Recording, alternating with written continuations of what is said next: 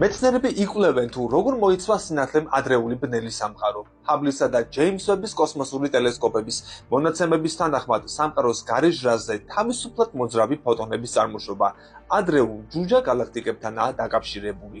ეს აღმოჩენა ულტრა პატარა გალაქტიკების როლზე უსვამს ხაზს. სწორედ ამ პროცესებმა იქონია დიდი როლი ადრეული სამყაროს ევოლუციაზე.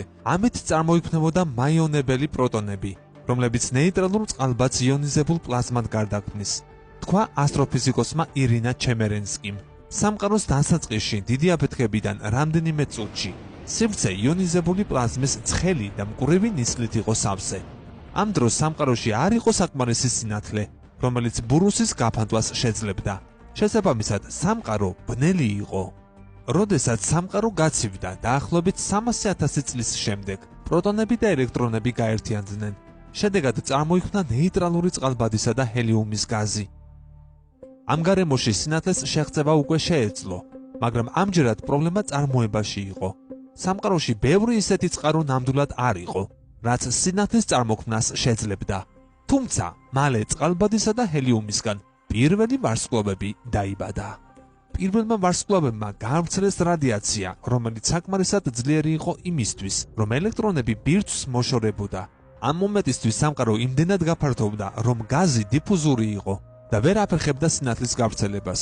დიდი აფეთქებიდან დაახლოებით მილიარდი წლის შემდეგ სამყარო მთლიანად რეიონიზირებული იყო. შუქი აიმთო.